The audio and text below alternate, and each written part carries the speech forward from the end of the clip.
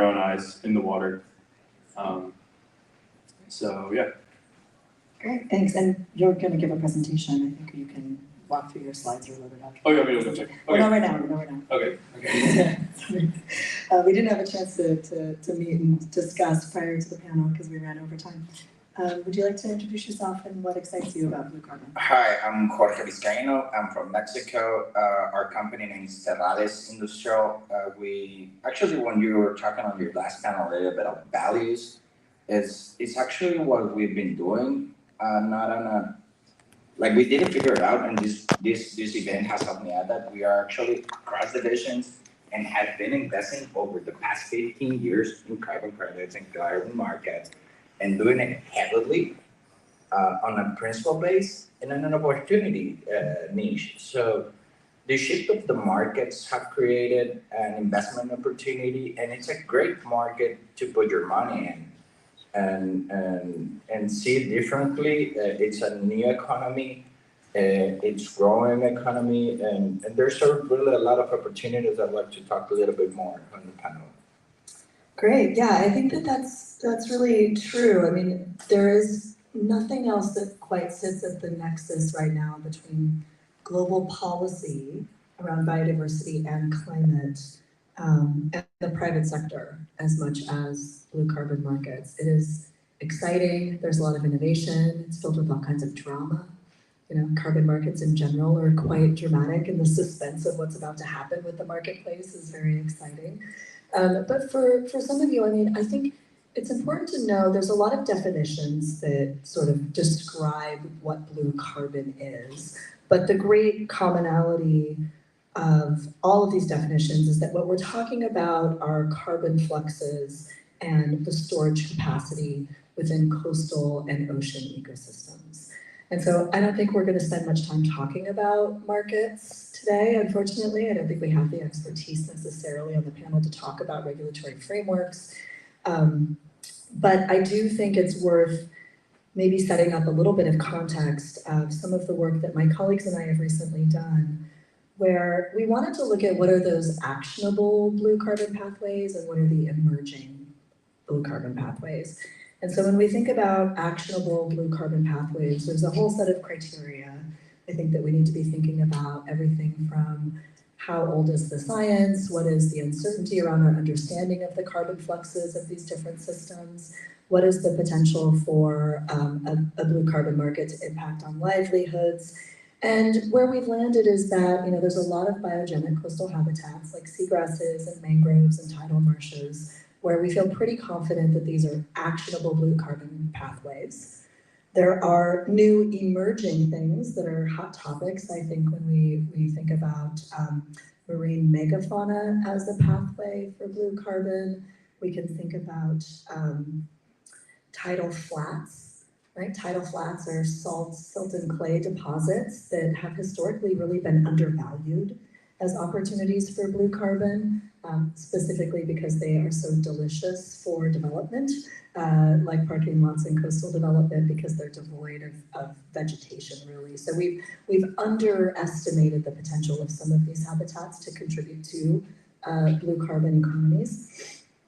We've done some research recently on sedimentary carbon stocks. So I was part of a collaboration led by National Geographic, where we wanted to look at trade-offs in the global ocean between food security, biodiversity, and carbon.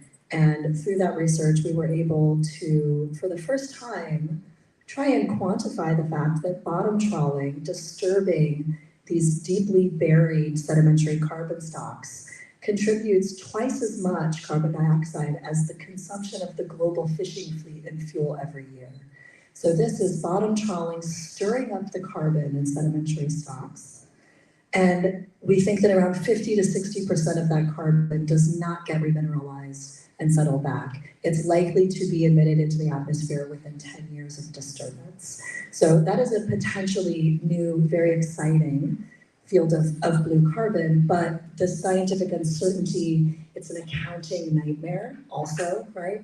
Which is going to be the problem with things that move in the global ocean. So when we want to look at the stability of blue carbon, we want to think about those biogenic habitats where we have a lot of scientific understanding. We know how these carbon fluxes move and then we can account and attribute for them in our frameworks. Some of the more nascent and emerging ones like marine megafauna, sedimentary carbon, and tidal flats, we have a lot more work to do before they can actually be brought to market. So that's a combination of science and frameworks and accounting. They all need to come together. But that's just the science.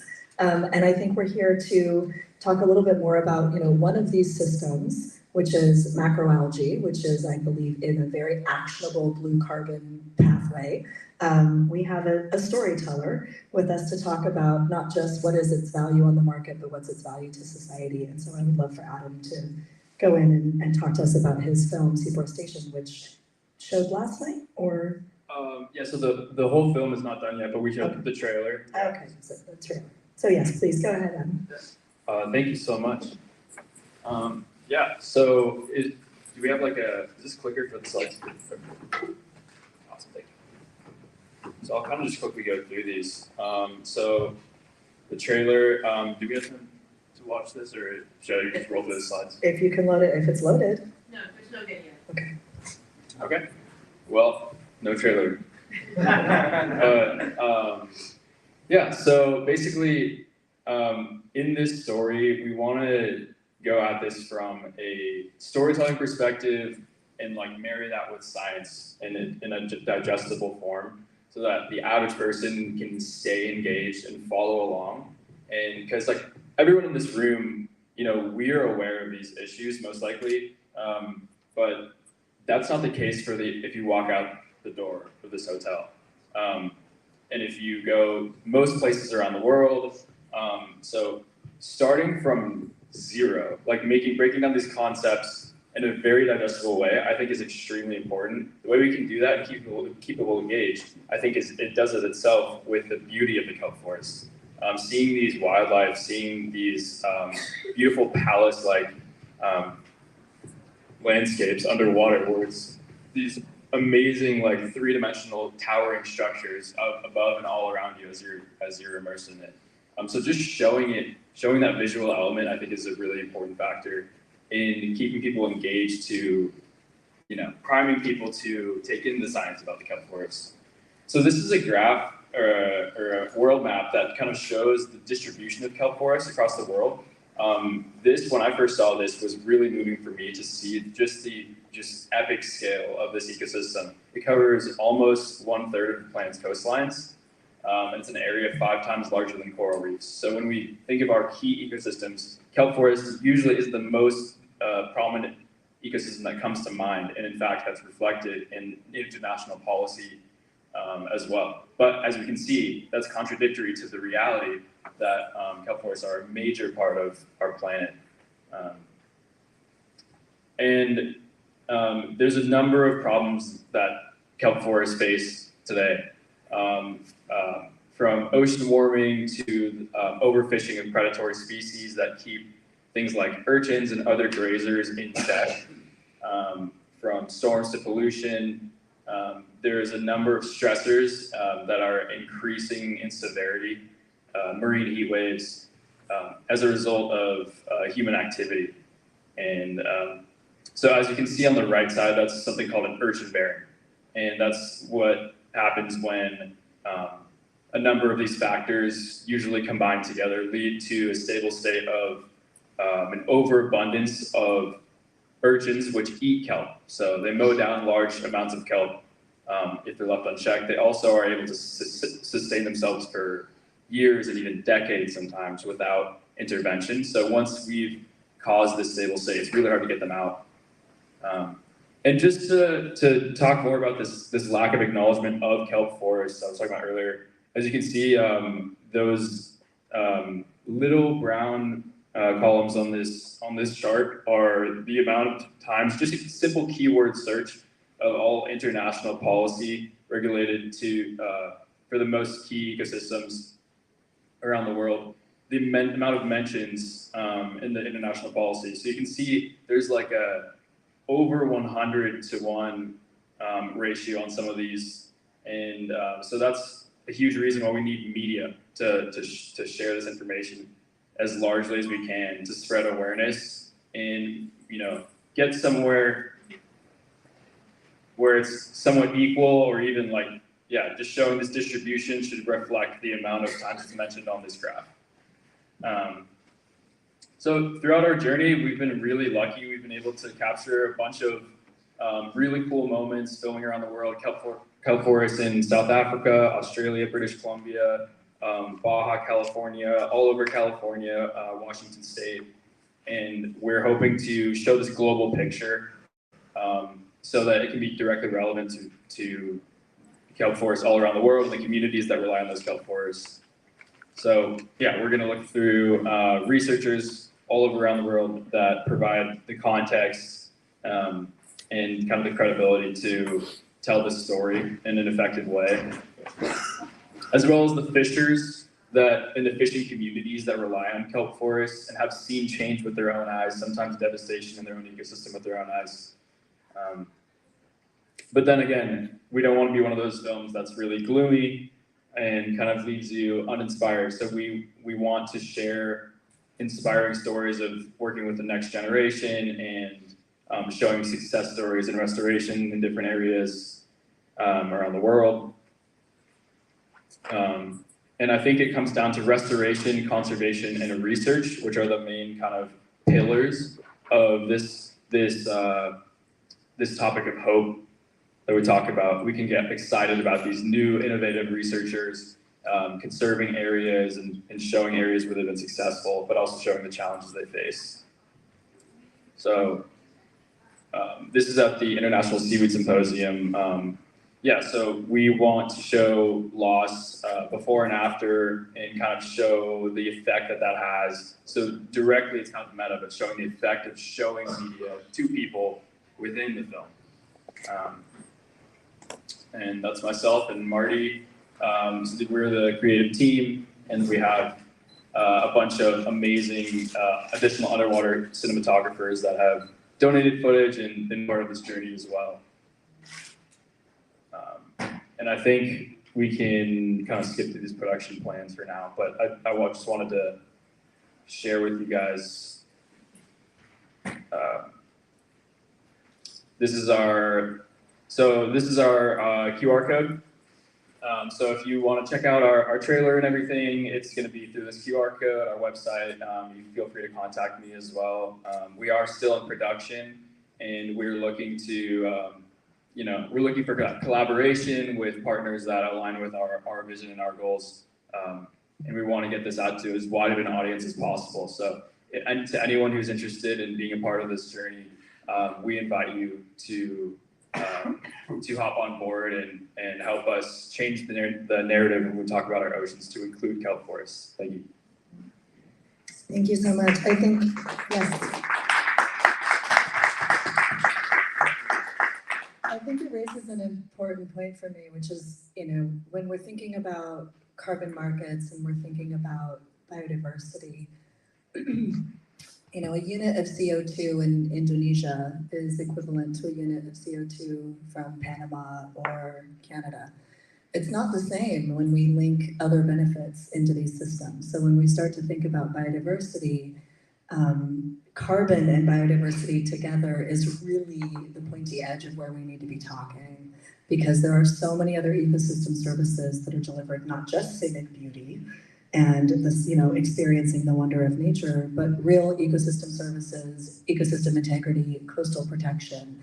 So what excites me about blue carbon is really looking at that other additional dimension of bringing biodiversity into the conversation on top of blue carbon. So I think that's the juicy bit. That's where the drama is going to be. That's what makes it challenging and interesting. But I think we will be really missing out on the conversation if we are just looking at carbon as a unit and not adding on all of the other ecosystem services. And kelp and seagrass and mangroves are obviously important for coastal protection, for food security, for ecotourism and recreation. So it's just another richer level on top of what the unit of carbon is that we would otherwise be measuring. So yeah, so Jorge, I'd love for you to take a few minutes and explain to everybody what you're doing and what excites you about blue carbon markets and how building an industrial complex and ESG can relate to this conversation. Yes, of course. So Across the panel, there's a lot of information come across on the moments and the opportunities and where those timeframes are, so that you can actually launch viable projects that create that impact. So for us, and on another panel they mentioned, like the ESG need for infrastructure based on ESG principles is what is needed now. Because like the movement of companies and all of that is happening, it's now. So this is like the opportunity to decarbonize the industry due to like reshoring and nearshoring and the need of green infrastructure that it's not available.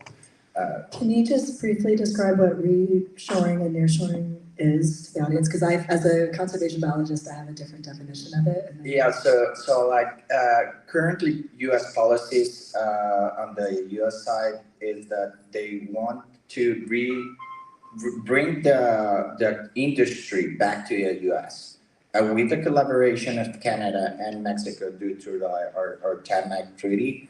So like bringing back industries that remanufacture, the manufacturing process are built in the U.S. and in Mexico under our treaty collaboration. So we can entangle more our economies and then stop depending a little bit less on China and other parts of the world. So that's actually really beneficial on the scope 3 for the carbon footprint of the manufacturing process, because you're not reducing. Okay, you can do better fuel for the shipment processes, but if you bring the whole industry and the manufacturing process back to the US or back to Mexico, you're actually taking a big step on the decarbonization of the industry process. Okay, thank you. But do you want to continue? Yeah, so like Fortos is the first ESG industrial park being built in Mexico, and it's going to be the biggest in Latin America. So we're taking a step forward, because in Mexico many things get done by example, and no one likes to be the first.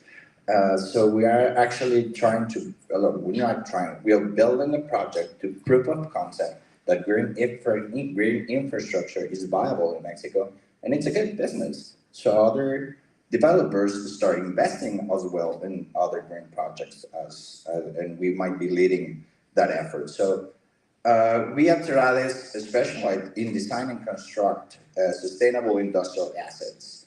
So we stand out for our ESG proficiency, to create a profitable balance between economic profitability, social responsibility, and environmental awareness. So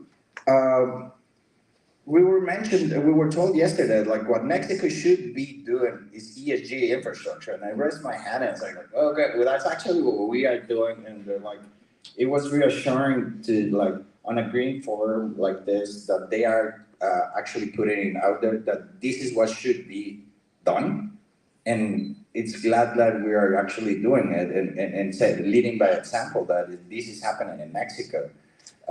So let me just go back a little bit on other industry that we're heavily invested, because as you mentioned, it's part of our values. It's have been for the past 15, 20 years, we've been investing without the proper measurement of carbon, and we have been doing it for the past few years. So let me put out a few examples on the infrastructure.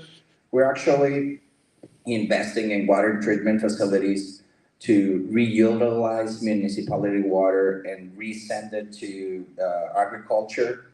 Then that agriculture, we grow it on the regenerative principles, and we measure the carbon footprint that is generated. And we sell that carbon footprint to our buyers. They don't only buy our wheat or products that are grown under those principles, but they actually add value because they are buying also our carbon footprint and a carbon capturation due to regenerative practices. We do sell our cattle as organic grass-fed cattle. Eggs were sold under regenerative growth. So it's a complex industry, and you have to like invest in many different areas. But it's a good business. I mean, we started it as a commitment of our companies, and now we're getting involved a lot of growers, a lot of farmers, a lot of so we can prove them how much money you need to put in traditional agriculture, how many fertilizers, and how many what's the total investment, and what's your return on your money. And if you do it on a regenerative principle, how much less money you have to put in, and what's the profitability. So by proving that it's a good business, we can get more people involved. And the buyers are willing to pay for the carbon footprint as well. So it's another business, as you were mentioning with the blue carbon markets. You need to untangle it to the industry or the economy, so it's an additional profit, so more money can be put in, and we can, we as a company can, or many other companies that are looking for this type of impact or reducing our impact would be willing to grow a faster market. So let me just, with that I was mentioning on the reshoring is, green infrastructure is needed for companies that want to produce in a more sustainable way, and our facilities will give them with the best material available infrastructure like warehousing and whatever they need for their production lines. But we're actually building it with a net zero principle. So we have to construct, we have to impact, we have to create a footprint. But how can we mitigate that is how much as we are actually measuring what's our impact gonna be, so that we can counter it and we can offer to the companies moving back to Mexico or the US that we don't add up a carbon footprint on the manufacturing process. So they're moving to Mexico without any carbon increase on their production line. So Mexico is complex. We're going to offer soft landing services so that we can navigate through Mexico law and help those companies to actually establish them. Our part of some of the partners, myself, I'm the CEO of the company. Luis Carlos Peralta, it's an energy expert. We haven't been investing in solar energy for the past decade or so. Luis Carlos Peralta, Luis Pedraza is our Chief Legal Officer, Enrique Miranda, Business Development, and Atanasio Capaceta, our Sustainable Officer. He runs the whole regenerative agriculture side of our business. So Mexico is the greatest country with the potential of nearshoring. So we need to inform the U.S. markets that this is being built in Mexico. We need to put it out there. So great news. Sonora government is doing something about it.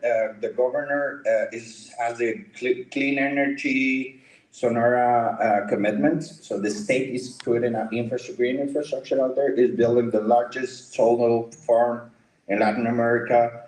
We're actually exporting liquefied gas through Sonora. So this company is a great example on the carbon footprint that nearshoring represents. So like this company used to export natural gas through the East Coast.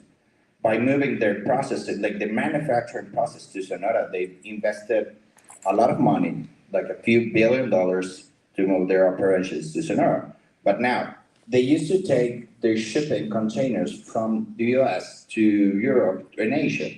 That would take them to cross through Panama Canal, 36 days. To cross through Suez Canal, it would take them 39 days. And to cross through Africa, it takes over 40 days. So by moving operations, they have shifted their exporting time frame to a 15 days. So that takes more than half of the time and more than half of the impact of having to cross their ships and shipping containers and shipping their processes through the seas. So they're reducing their impact strongly. So additionally to that, Hermosillo became part of Net Zero Cities program on the climate change with the help of USAID. So we are building a green, smart, net zero industrial park to align our state policies, local policies, and the industrial private sector. So top of the market drivers are like that need this type of infrastructure is like electromobility, semiconductors, and data centers are high consumers of energy and high consumers of goods. They need to be sustainable in order to be viable. So we are adding sustainable infrastructure that we can give a little bit more sustainability to the supply chain. So Sonora has enough generation, and we are actually Sonora has been investing in clean energy for the past decade. So Sonora has over 80% of its generation with a clean slate. So it is great for companies that are looking for that type of supply. Having clean energy is not something that Mexico can offer in many regions. So we in Sonora can. So this is our master plan. This is a huge project. It's 1,000 hectares with a reserve of housing, industrial, and commerce.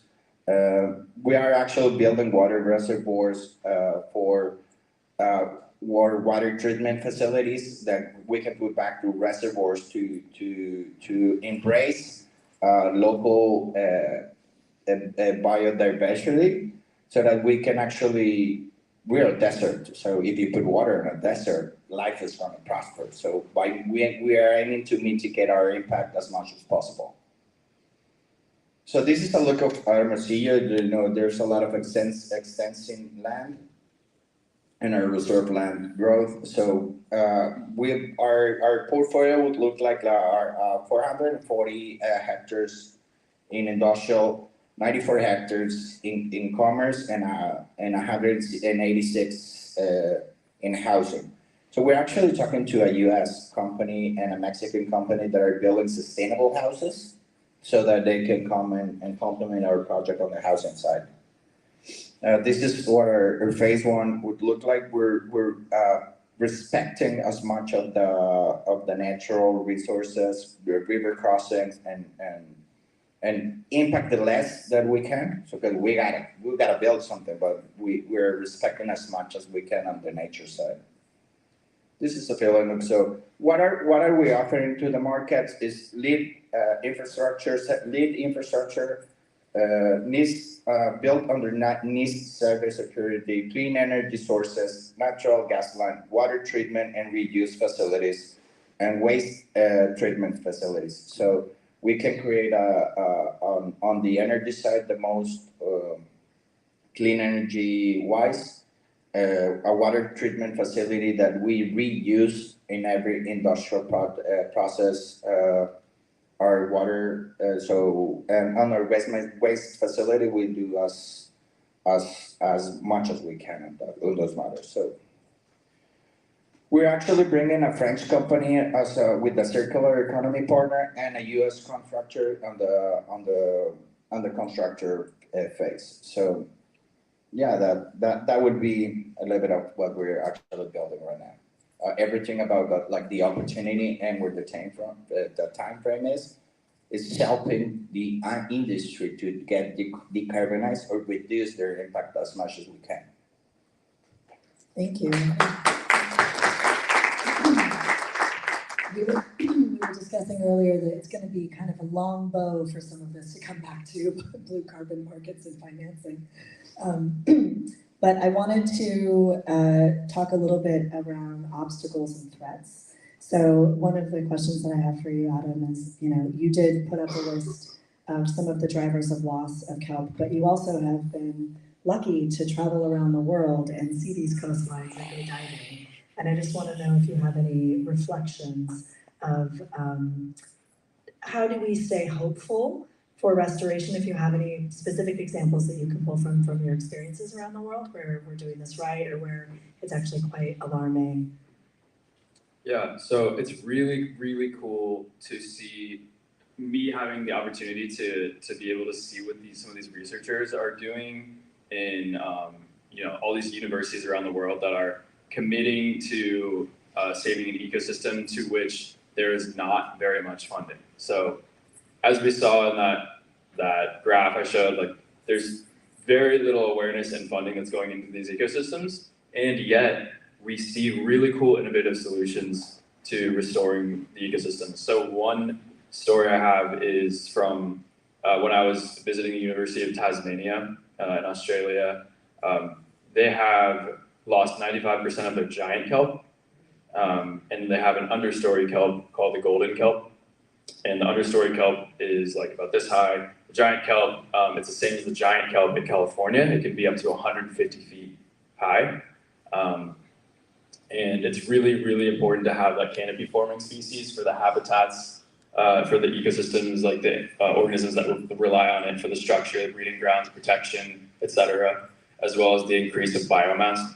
So they really want to save, obviously, their giant kelp forests. And one thing that they were able to do is in a bay in Tasmania, since the golden kelp is not being threatened in this one area, they're able to cut right at the holdfast, which is the anchor point of a kelp, of the understory kelp, and take the giant kelp, like a juvenile giant kelp, and attach it to the strong holdfast of the understory kelp using twine.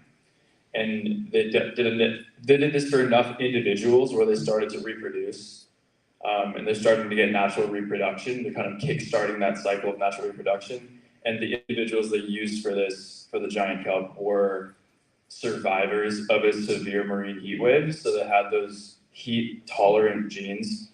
So they took these heat tolerant, to an extent, these heat tolerant kelp individuals, attached them to this understory kelp, and you saw natural reproduction happening right there. And without this crazy innovation, these amazing ideas by these universities to be able to pull this off, there wouldn't be no giant kelp left in that bay. So we're seeing this on a small scale. The problem they face is scaling up because of the lack of resources that these efforts receive. And then there's a ton of organizations around the world. They're starting to get more popular. Volunteer diving organizations that lead urchin culling, which culling just means like removal or smashing with a hammer.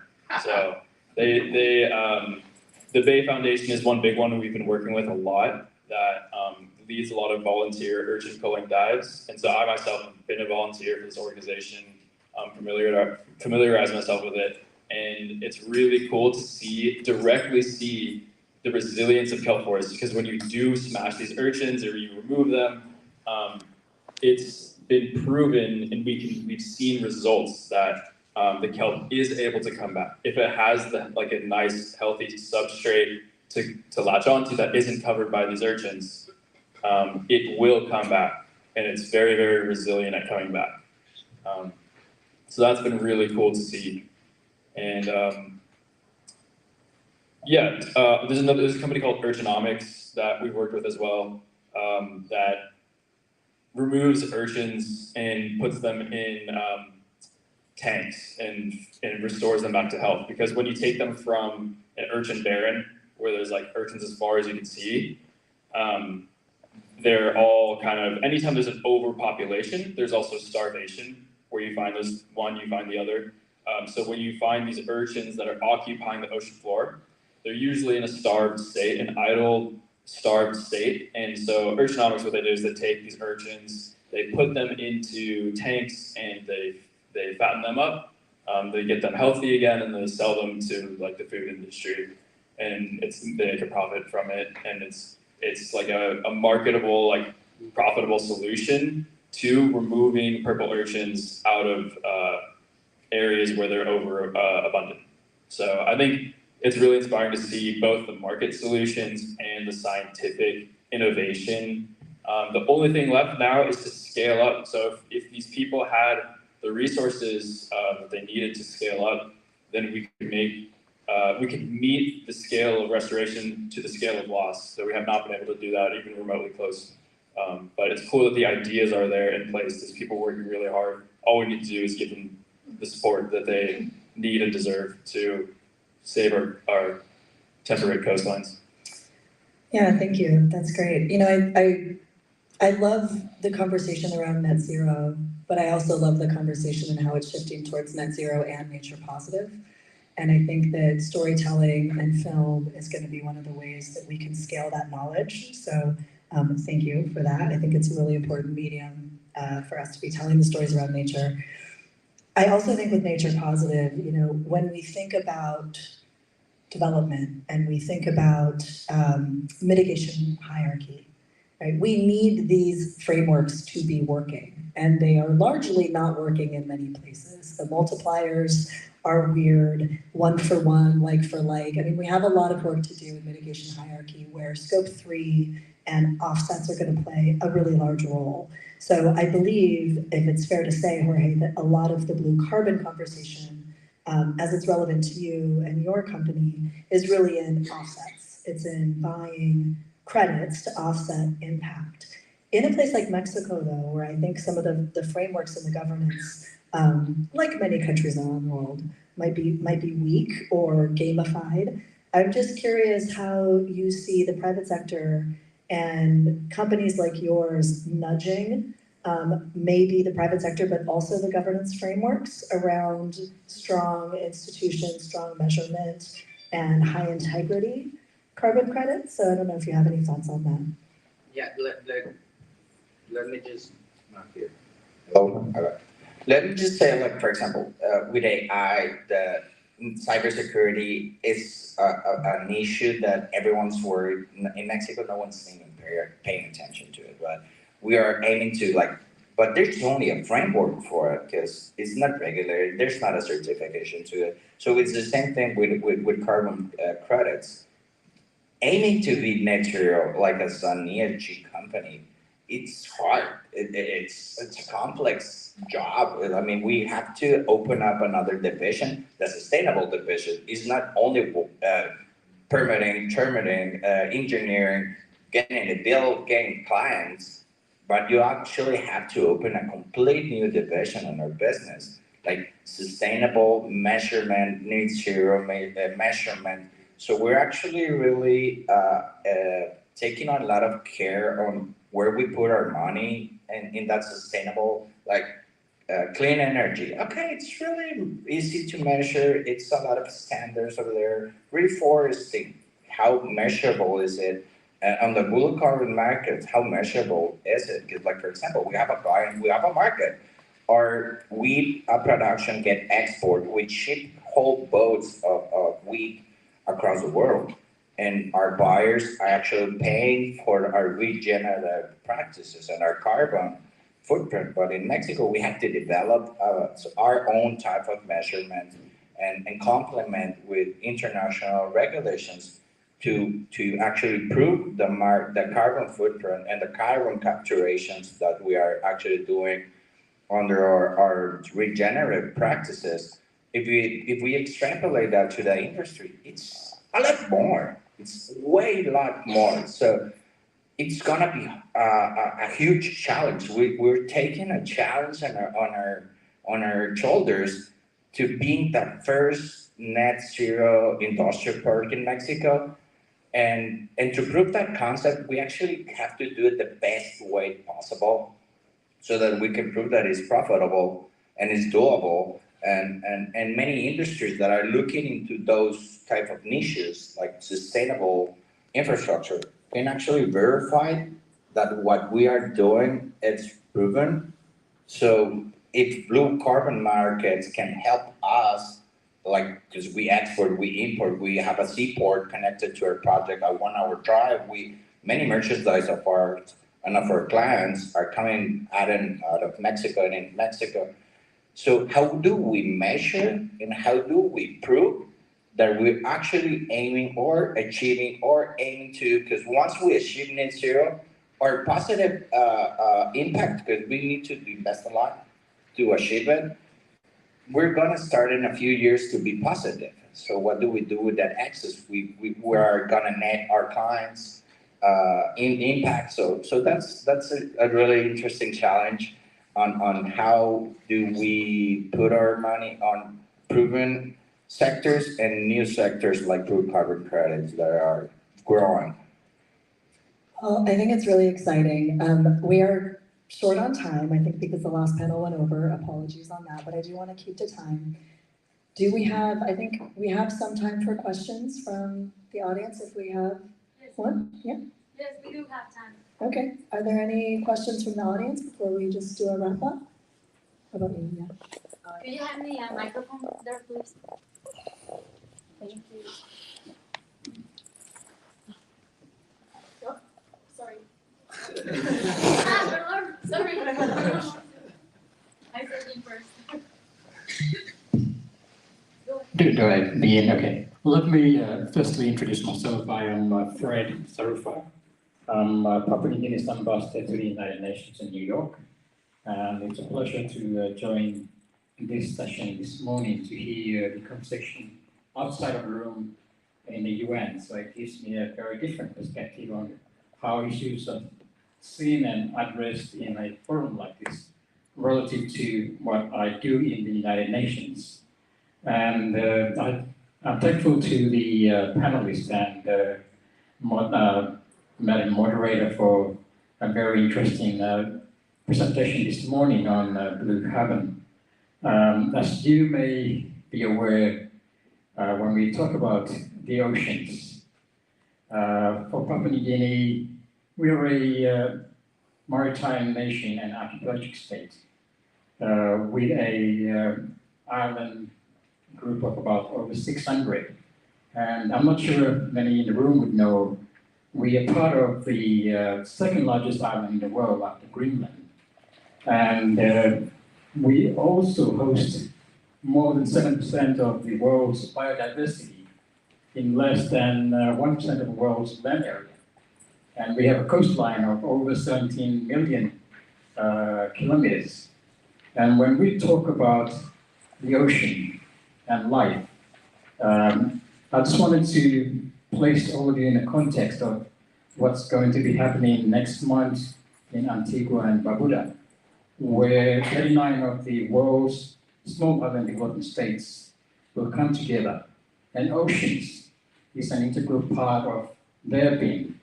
And when we speak of blue carbon and the important point made by Madam Moderator about linking it to biodiversity, how do we enable countries such as those in small island developing states particularly deal with those issues? For me, an important element is on the science and data. Without having to know the basics of what you're dealing with in terms of blue carbon and the criteria and so on and so forth, how do you measure it? And how can you engage the local communities to be able to do what they have to do to help themselves, to understand what blue carbon means, and how that's going to be channeled into the development pathways. And for me, one of the key messages we keep on telling the world from the perspective of small island developing state is that we need our people to be educated in science and marine research areas. And to complement that, we need capacity building in other institutional settings, and also the laws and the policies that will go along with having to implement whatever we need to do to not only address the blue carbon itself, but then if you link it to the climate change agenda, which is a very major one, how can you get local communities to be effective in being partners in driving their own national development, being able to enable them to be owners and the drivers of their own sustainable development priorities? I think those are some of the important areas that need to be looked at when we're talking about blue carbon. So I just wanted to raise that in this meeting just to give you some perspectives from a country like mine in the what we call the Blue Pacific continent, an area that covers much of the world's ocean. And for us, the blue carbon area is one of the priorities that we have as a region. Our leaders in 2021 and in 2023 issued two declarations, which are landmark declarations in the world. One is on protecting our maritime zones as accorded by the UN Convention on Law of the Sea and the impact of climate change-induced sea level rise. And we had a second declaration issued in August 2023 by our forum leaders that talks about statehood in the face of rising sea levels and climate change. And what does that mean when we talk about blue carbon and some of these emerging issues? How do we address them? And as I said, just linking back to the science and the data and the education, capacity building, and so on and so forth. Those are the building blocks for us that we need to equip ourselves so that we can be the drivers and masters of our development. Thank you very much. Thank you, Ambassador. I can't agree more with everything that you just said. I don't have good answers to all of that. But I have been fortunate to work with Papua New Guinea. I've worked with the Department of Environment. I've done marine regionalization and some support for protected area planning of Papua New Guinea over the years. It is no matter what objective you might be looking at, if it's species richness, if it's carbon, if it's mangroves, if it's endemics, Papua New Guinea is always popping out as one of the top priorities globally. It is an incredibly important place. I agree with everything that you've said. And scaling knowledge, democratizing access to tools and science, those are things that I'm very passionate about personally, not just for blue carbon, but for decision-making around biodiversity in general. So thank you for making those points. I think our final question, and then I think we do need to probably wrap up. Okay. This is a question for Jorge. You mentioned that the blue carbon market has not been regulated in Mexico. We all know that the future of the blue carbon market is assured in the sense that there's several times more carbon capture capacity than we get from the average forest. What would it take for the blue carbon market to be regulated in a country like Mexico? And are there any international experiences that show the way? So let me just put it, I'm from Sonora. We're in the Sea of Cortez. Sonora is rich in marine coastlines, and it's rich in mangroves, and it's rich in a huge ecosystem. But we just need to put the actions in the hands of the local communities, as you mentioned. Like indigenous communities have the most largest surf of mangroves in our state, but it is they don't know how to do this. We need to get to them, get them involved, and get an economy moving so that they can prosper, and they can thrive, and they can create an economy out of this. And we companies, we would love to help those initiatives because it's money to be made, and it's not making it something like on the philanthropy side. It's much more scalable to do projects that are actually viable than just putting money out there and writing a check and just giving it away. If you do viable projects that can have a huge impact, involve local communities, because we are ESG oriented, so we have a social strong commitment to give back to our community. So it's not just from our sustainable side. We actually have to get our society involved to make it actually viable and economy. And you solve a lot of issues like insecurity, poverty, hunger, by creating an alternative economy. And there's a lot of tourism, ecotourism. There are a lot of huge developments in Sonora, like a real estate development or tourism. And we can get them involved in these type of initiatives, protecting zones, that create an ecosystem, a healthier ecosystem, and it'll be more economy for everyone. Thank you. I think it is probably time to wrap up. So this is a complementary suite of experts, I think, from storytelling to the private sector to the science, which is actually quite unique. So we're all doing our part. I think that's what it's going to take. And so thank you all, and please help me thank you.